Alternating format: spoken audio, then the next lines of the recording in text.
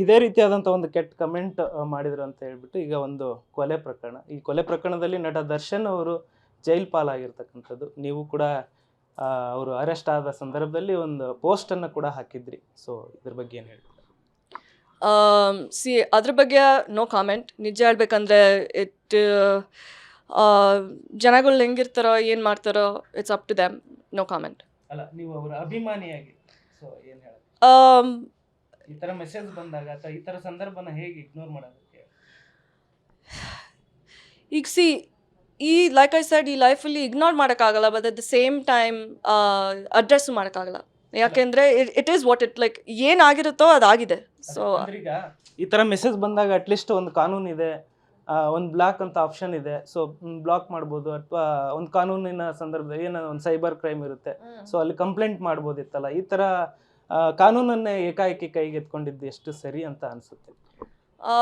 ಅದು ನನ್ನ ಜಾಗ ಅಲ್ಲ ಏನು ಹೇಳೋಕ್ಕೆ. ಯಾಕೆಂದರೆ ಇದು ಏನು ಅನಿಸುತ್ತೋ, ಕಾನೂನಿಗೆ ಏನು ಅನಿಸುತ್ತೋ ಅವ್ರು ಮಾಡಿದ್ದಾರೆ. ದರ್ಶನ್ ಅವ್ರ ಬಗ್ಗೆ ನಾನು ಯಾರೂ ಇಲ್ಲ ಏನು ಹೇಳೋಕ್ಕೆ. ಯಾಕೆಂದರೆ ಅವರು ಅವ್ರ ಆ್ಯಕ್ಟರು ಏನು ಮಾಡಿದಾರೋ ಎಲ್ರಿಗೂ ಗೊತ್ತು. And but it is what it is ಅಷ್ಟೇ.